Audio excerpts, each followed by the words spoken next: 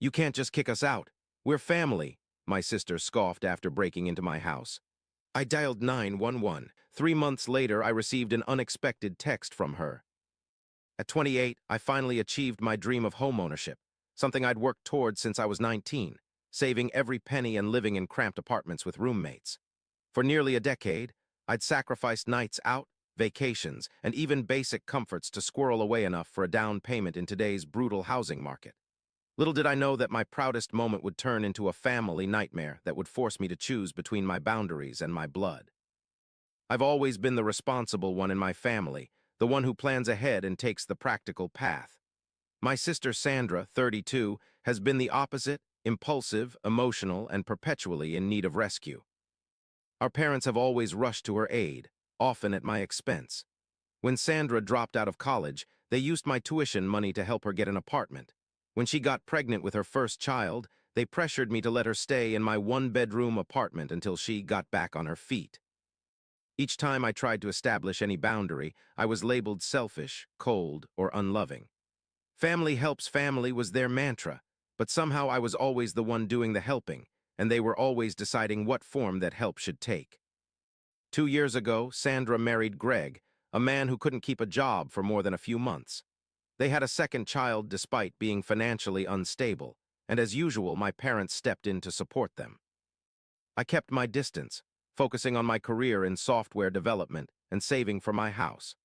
I didn't share my financial goals with my family. Experience had taught me they'd only see my savings as a resource to be tapped for Sandra's needs. The day I closed on my house was one of the proudest moments of my life. A modest 3-bedroom ranch in a nice neighborhood, with a yard and enough space to grow into. After years of living with roommates and making do with minimal space, I finally had a place to call my own. I spent the first night on the floor in a sleeping bag, surrounded by empty rooms, and felt nothing but pure joy. I decided to share my news at our monthly family dinner, expecting at least some congratulations before the inevitable criticism about not consulting them. As I announced my purchase, there was a brief moment of what seemed like genuine happiness. Then I noticed the look that passed between my parents, the way my father's eyes narrowed slightly. "How many bedrooms did you say it had?" my father asked, his voice casual but his eyes calculating. "3," I replied, still naively excited to share the details. "And a nice backyard for summer barbecues." "That's perfect timing," my mother said, setting down her fork deliberately. "Sandra and Greg just found out they have to be out of their apartment by the end of the month. Their landlord's selling the building." My stomach dropped as I began to realize where this was heading. Before I could respond, Sandra jumped in, her voice high with rehearsed enthusiasm. "It's like it was meant to be. The kids are so excited about having their own rooms. Tyler's already planning how he'll decorate his." I sat there, fork frozen halfway to my mouth, as my family continued discussing my house, as if it were a communal property they had decision-making rights over. They had already decided that Sandra, Greg, and their 2 children would be moving in with me. Not asked, decided. "Wait," I finally interrupted, my voice sharper than intended.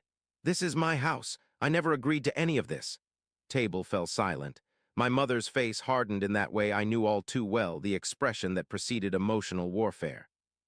"After everything we've done for you, this is how you repay us," she said quietly. "Your sister has children, Luke. Are you really going to let your own niece and nephew be homeless?" What followed was 2 hours of emotional manipulation so intense it left me physically exhausted. By the time I drove home, my hands were shaking on the steering wheel. But something had shifted in me. Perhaps it was the years of therapy, or maybe it was the tangible symbol of independence my new house represented. But I found myself unwilling to capitulate this time. The next 2 weeks were a barrage of guilt trips, manipulative texts, and tearful phone calls. My mother sent daily updates about Sandra's children, how scared they were about not having a home, how they cried when they thought about having nowhere to go. My father took a different approach, alternating between cold silence and fiery accusations of selfishness. Sandra herself sent pictures of the kids looking sad, sometimes with captions like "wondering where we'll sleep next month." At first, doubts crept in. Was I being unreasonable? Wasn't family supposed to help each other? I called my friend Marcus, who had witnessed much of my family dynamic over the years. "They're manipulating you, man," he said bluntly. If they were asking to stay for a week while they found a new place, that would be one thing, but they're trying to move in permanently without even asking. That's messed up. His words strengthened my resolve. I sent a clear message to my parents and Sandra. I'm sorry about your housing situation, but moving into my house is not an option. I'm happy to help you look for affordable apartments or contribute to a security deposit on a new place. The response was immediate and vicious. My father called not to discuss alternatives, but to inform me I was no longer welcome at family gatherings. My mother sent a text that simply read, "I never thought I raised such a selfish child." Sandra didn't respond at all. A week later, I met my cousin Zach for drinks. We'd always been close, the only family member who seemed to understand the dynamic I was trapped in. After his third beer, he leaned in with a troubled expression. "I need to tell you something," he said, lowering his voice despite the noisy bar. "They're planning to move in anyway." My blood ran cold as he explained that Sandra, Greg, and my parents had devised a plan to essentially force their way into my house. They had a copy of my spare key, taken from my keyring when I was in the bathroom during the family dinner, and planned to move in while I was at work. Once they were established with the children settled, they believed I wouldn't have the heart to evict them, especially since eviction processes could take months. Greg was bragging about it to my brother, Zach said. "They're planning to do it next Tuesday when you have that all-day meeting you mentioned." I felt physically ill. The betrayal was staggering, but the methodical calculation behind it was worse. This wasn't an emotional reaction. It was a coldly planned invasion of my home and life.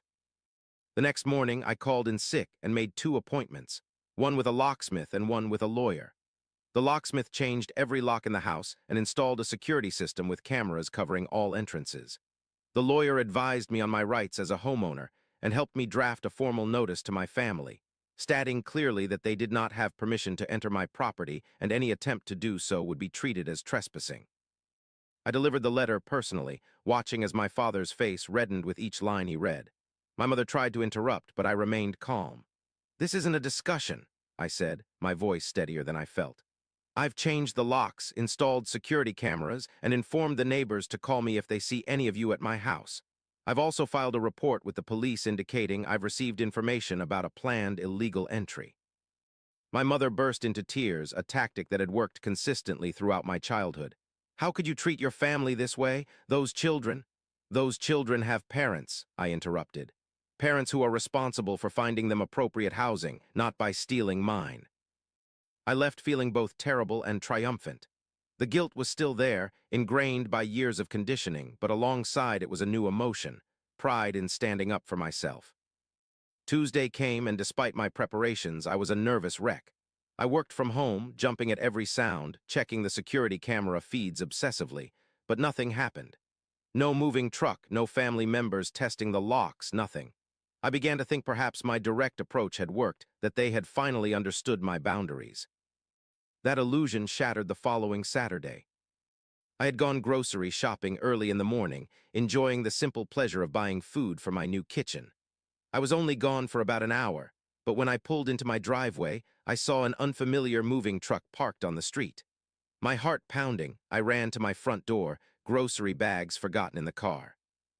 The door was open. Somehow they had gotten in. I stepped inside to find my living room partially filled with boxes and furniture I didn't recognize. From down the hallway, I could hear children's voices and the sound of Sandra giving directions to Greg. They had broken in. While I stood frozen in shock, Tyler, Sandra's 6-year-old son, came running around the corner. "Uncle Luke," he exclaimed, oblivious to the situation. "Mommy says I get the blue room." Sandra appeared behind him, her expression shifting from surprise to something like smug satisfaction when she saw me. "You're home early," she said, as if I had interrupted a birthday surprise rather than a home invasion. "We wanted to be more settled before you got back." "How did you get in?" I managed to ask, my voice strangled. "Dad had a locksmith come," she replied casually. "He showed them old family photos of us together from his wallet and said he was your father who had locked himself out while checking on your house during your business trip. He even had mail with your address that Mom took from your car during that family dinner. The locksmith never suspected a thing." The casual way she admitted to the deception knocked the wind out of me. Behind her, Greg appeared, carrying a box labeled kitchen. He gave me a nod as if we were neighbors passing on the street. "Where do you want this?" he asked Sandra, completely ignoring the fact that I was standing there, clearly in shock. "Get out," I said, my voice low but firm. "All of you get out now." Sandra rolled her eyes. "Don't be dramatic, Luke. The kids are already excited about their rooms. You can't just kick us out. We're family." "This is illegal," I said, pulling out my phone. "You broke into my house. I'm calling the police." Greg stepped forward then, his body language suddenly threatening. "You wouldn't call the cops on your own sister, on your own niece and nephew." "Watch me," I replied, already dialing. What followed was 30 minutes of chaos. Sandra alternated between begging me not to involve the police and screaming that I was a monster who wanted children to be homeless. Greg threatened me physically, then backpedaled when I recorded him. The children, confused and frightened by the adults' behavior, began crying. When the police arrived, my family immediately tried to frame it as a family misunderstanding. The officers, to their credit, were unmoved. They verified my ownership of the property, confirmed I had not given permission for anyone to enter or live there, and informed my family they would need to leave immediately. The senior officer pulled me aside while his partner supervised the removal of their belongings. "Sir, we're filing this as an illegal entry and trespassing," he said quietly.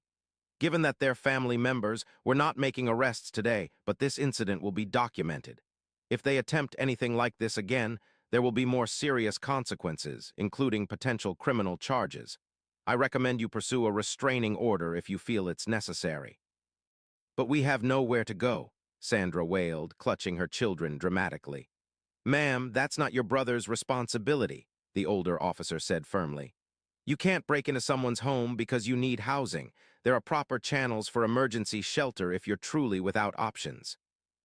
As they were escorted out, my mother arrived, having been called by Sandra.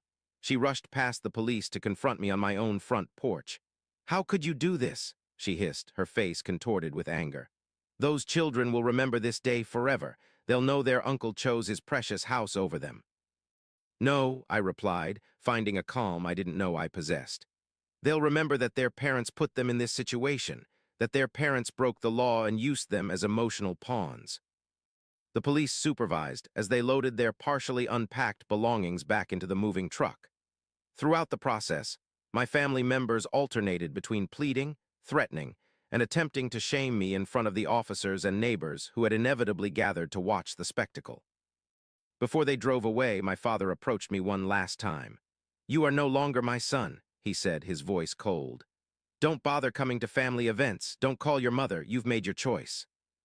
That night, alone in my house, I felt an overwhelming mix of emotions: relief, grief, anger, and a strange sense of liberation. I changed the locks again, upgraded the security system, and spent the evening sitting on my empty living room floor, surrounded by the space that was truly mine. The weeks that followed were difficult. True to their word, I was excommunicated from family gatherings. My parents told extended family that I had cruelly refused to help my sister when she needed it most, leaving out the part about breaking into my home. Some relatives took their side, flooding my phone with disappointed messages. Others, who had witnessed the pattern of favoritism over the years, reached out privately to offer support. I threw myself into making my house a home. I painted rooms, bought furniture piece by piece, and planted a garden in the backyard. Each improvement felt symbolic, a reclaiming of my space and autonomy. 3 months after the break-in, I received an unexpected text from Sandra. It was brief. "Found an apartment through community housing program. Kids are settled in school nearby. Still think you were wrong, but it worked out." No apology, no acknowledgement of the violation, but it was something. I stared at the message for a long time, a knot of complicated emotions forming in my chest. This was my sister, the same girl who had braided friendship bracelets for me when we were kids, who had once punched a bully who was picking on me in elementary school.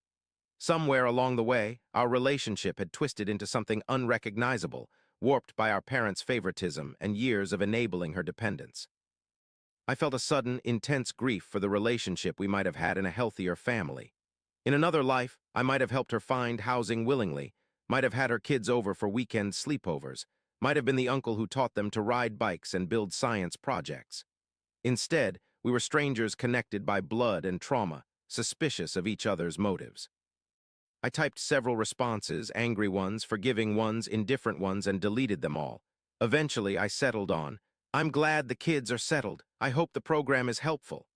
It wasn't reconciliation, but it was acknowledgement. A tiny bridge across a massive chasm. A month later, my mother called. I almost didn't answer, but curiosity won out. I'm not calling to apologize, she said immediately. But your father and I discussed it, and we think enough time has passed. We're having Thanksgiving dinner at 4. You can come if you want. No recognition of boundaries crossed, no accountability for their actions. Just a grudging invitation back into the fold as if nothing had happened. Thank you for the invitation, I said carefully, but I've made other plans. It wasn't true, but at that moment, I decided it would be. I called friends who had supported me through the ordeal and organized a chosen family Thanksgiving at my house.